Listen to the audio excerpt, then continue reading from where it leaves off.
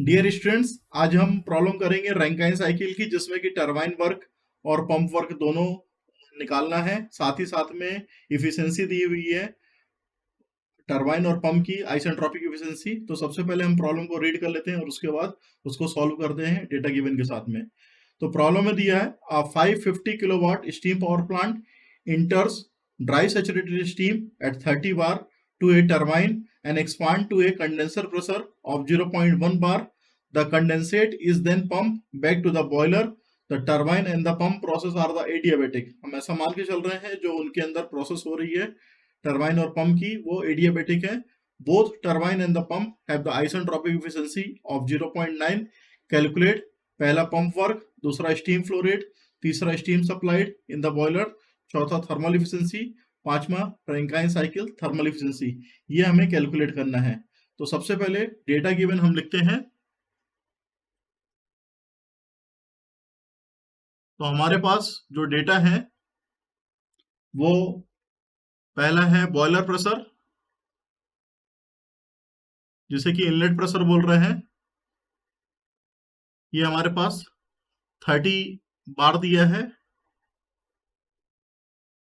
दूसरा हमारे पास condenser pressure, जिसे कि हम बैक प्रेशर भी बोल रहे हैं। ये हमारे पास बैक प्रेशर है, ये दिया हुआ है P2 के फॉर्म में 0.1 बार। तीसरा टरबाइन और पंप की एफिशिएंसी दोनों की 90% यानी 0.9 दी है। इसे हम 90% भी लिखते हैं। तो हमें कैलकुलेट करना है pump work, steam flow rate और भी चीजें। तो हमारी जो स्टीम पावर प्लांट की कैपेसिटी है वो 550 किलोवाट की है।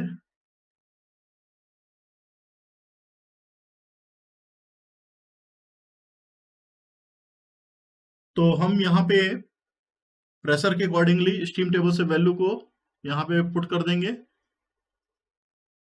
तो फ्रॉम स्टीम टेबल पहले प्रेशर है हमारे पास P1 इज इक्वल टू 30 बार। इस पे हम वैल्यू देख लेंगे, रीड कर लेते हैं। वॉल्यूम ऑफ फ्लूइड दिया हुआ है 0.00127 मीटर क्यूब पर केजी। एंथैल्पी ऑफ फ्लूइड ये दिया है 1008.4 kilo joule per KG. HFG की जो वैल्यू दी हुई है ये दी है 1795.7 kilo joule per KG. Hg की जो वैल्यू दी हुई है ये है 2804.2 kilo joule per KG. Entropy of fluid जो दिया हुआ है 2.646 किलो जूल पर केजी पर degree kelvin.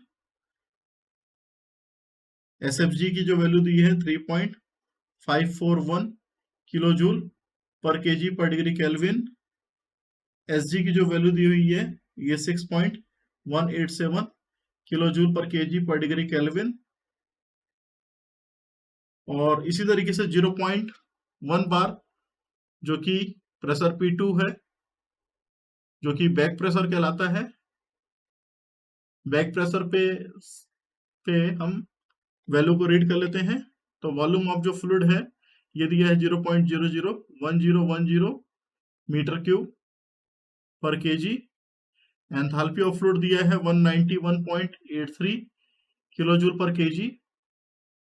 Enthalpy of fluid and vapour दिया हुआ है 2392.8 किलो जूल पर केजी।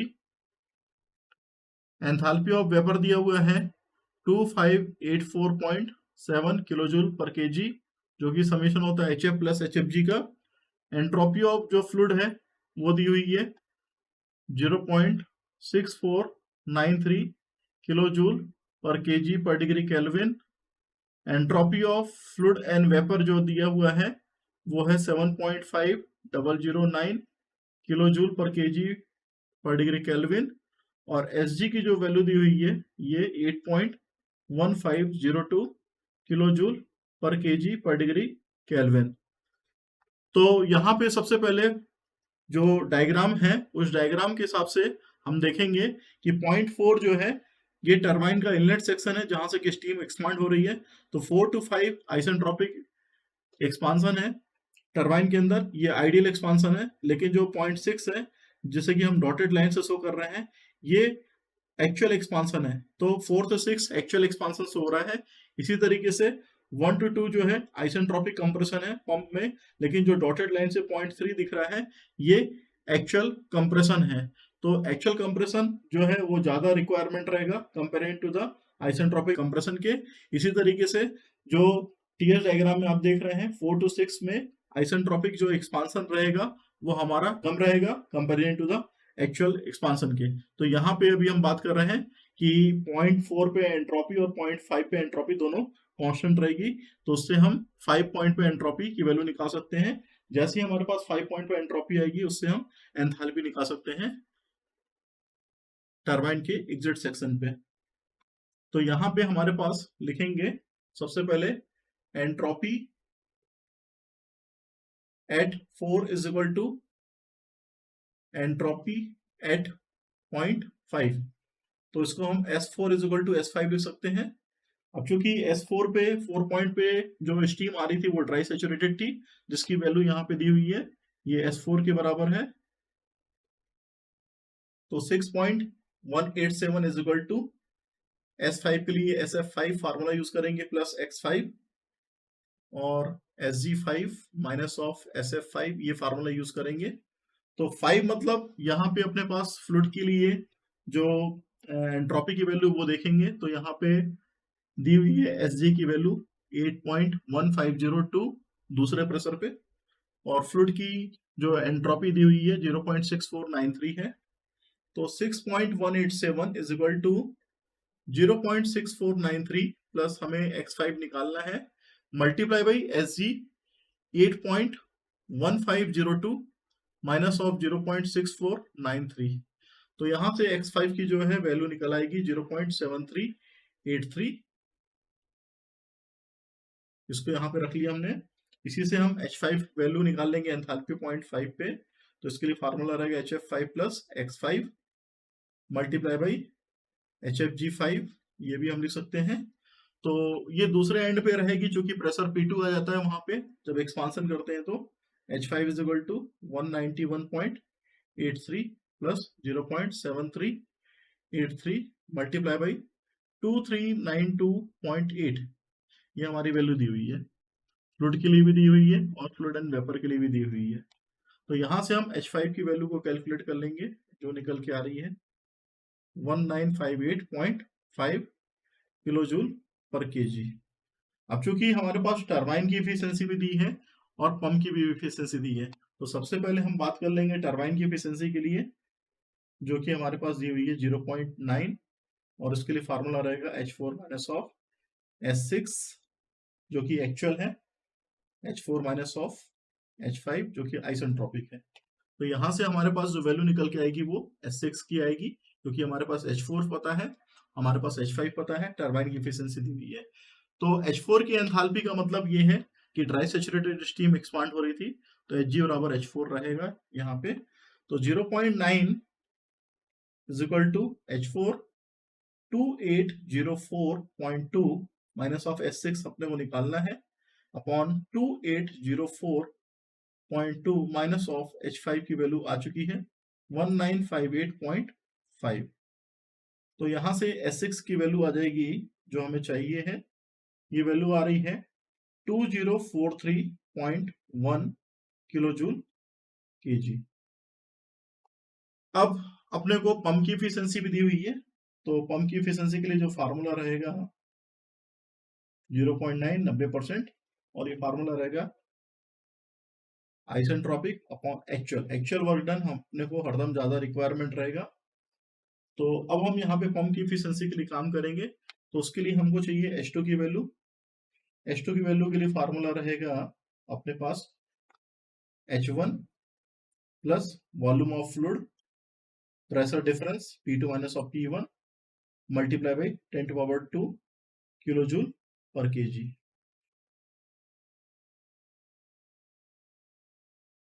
तो यहां से अब हम अपने H2 की वैल्यू को निकाल लेंगे। H2 is equal to H1 की वैल्यू हमारे पास लोएस्ट प्रेशर पे है 191.83। ये वैल्यू हमारे पास दी हुई है, ये हमारी कहलाएगी वैल्यू H1 की, ये किलो जूल पर केजी है। तो H2 की वैल्यू को निकालना है, तो H2 is equal to 191.83 H1 की वैल्यू प्लस जो वॉल्यूम ऑफ फ्लूइड है 0.001010 multiply by 30 minus of 10 pressure difference 0.1 रहेगा ये 10 to पावर 2। तो यहाँ से H2 की वैल्यू निकल के आएगी 194.85 किलो जूल पर केजी। और इसी को यूज करेंगे, चूंकि अपने को H2 की वैल्यू की रिक्वायरमेंट थी, H1 यहाँ पे दी हुई है, तो यहाँ से H3 की वैल्यू निकल जाएगी। तो इस इक्वेशन को हम यहाँ पे 2 नाम देंगे। पहली इक्वेशन हमारी ये रहेगी टरबाइन के लिए। तो from equation number 2, from equation 2 से हम 0.9 इज इक्वल टू हमारे पास H2 minus of H1, H2 की वैल्यू है 194.85 माइनस ऑफ H1 की जो वैल्यू है वो है 191.83 अपॉन S3 की वैल्यू हमें निकालनी है माइनस ऑफ 191.83। तो S3 की वैल्यू निकल जाएगी, ये आ रही है 195.19 किलो जूल पर केजी। अब चूंकि टरबाइन वर्क अपने को चाहिए है, तो टरबाइन वर्क के लिए हम WT लिखते हैं और ये रहेगा H4 माइनस ऑफ S6।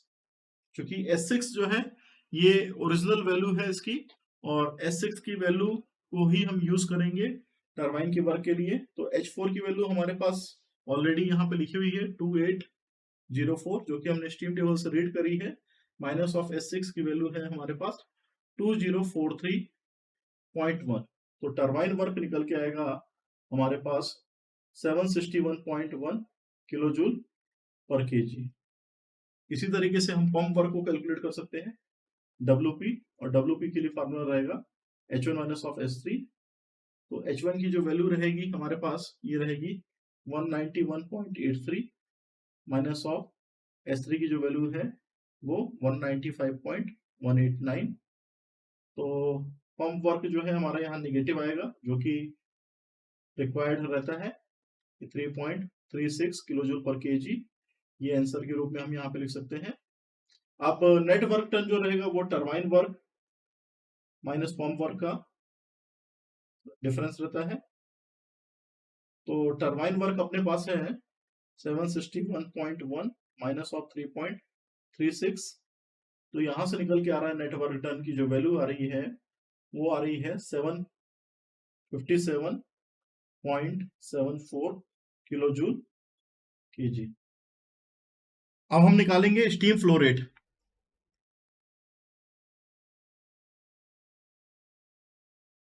इसके लिए हमारे पास फार्मूला है जो है m पावर अपॉन जितना भी नेटवर्क डन है। तो कैपेसिटी हमारी पावर के फॉर्म में दी हुई थी, ये हमारा किलो जूल पर केजी में है नेटवर्क डन, और पावर जो है किलोवाट में है। तो यहाँ पे जो स्टीम फ्लो रेट है मास की वैल्यू निकाल लेंगे। पावर कैपेसिटी 550 है और ये 757.74 है, तो इससे निकल के आ जाएगा मास 0.725 kg पर सेकेंड।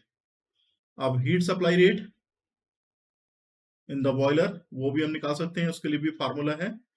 तो वो फार्मूले में मास का भी इस्तेमाल होता है। तो यहाँ पे हम यूज करेंगे m ब्रैकेट में, यहाँ पे हमारे पास रहेगा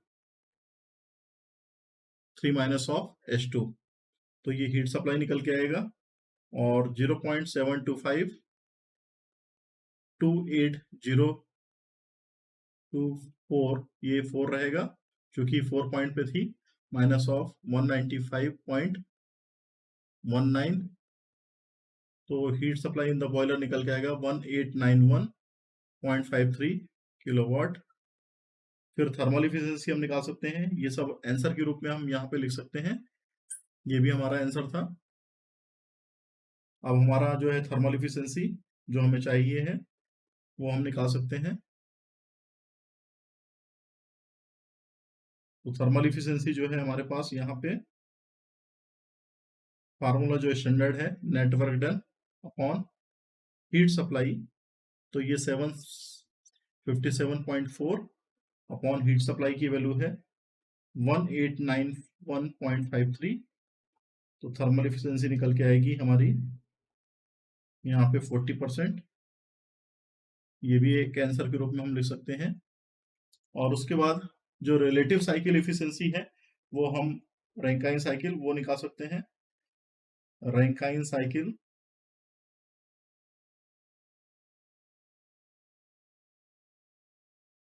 थर्मल इफिशियंसी, उसके लिए फार्मूला इस्तेमाल करेंगे।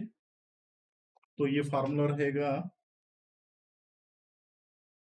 ईटा रैंकाइन इज इक्वल टू, चूंकि हमारे पास जो है turbine work minus of pump work करना है, तो H4 माइनस ऑफ H5 जो आइडियल वाला है, minus of H2 minus of H1, ये हमारा पंप वर्क हो जाएगा, अपॉन हीट सप्लाई, तो H4 minus of H2 heat supply के रूप में, ये हीट सप्लाई है। तो सारी वैल्यू को पुट कर देंगे, हमारे पास सारी वैल्यू अवेलेबल है। तो रैंकाइन साइकिल की एफिशिएंसी थर्मल वाली निकाल सकते हैं। तो H4 की वैल्यू है 2804.2 माइनस ऑफ H5 की वैल्यू है 1958.5। ये हमारा टरबाइन वर्क हो गया, माइनस ऑफ पंप वर्क के लिए हमारे पास H2 की वैल्यू है 194.85 माइनस ऑफ H1 की वैल्यू है 191.83, ये वैल्यू है, अपॉन हीट सप्लाई के लिए H4 की वैल्यू है 2804.2 माइनस ऑफ 194.83 वैल्यू है। तो रैंकाइन साइकिल की एफिशिएंसी जो है निकल के आ जाएगी, ये हमारी आ रही 0.323, और इसी को परसेंटेज में जब करेंगे 100 से मल्टीप्लाई तो 32.3% आ जाएगी। तो ये हमारी रैंकाइन साइकिल की एफिशिएंसी निकल के आ गई।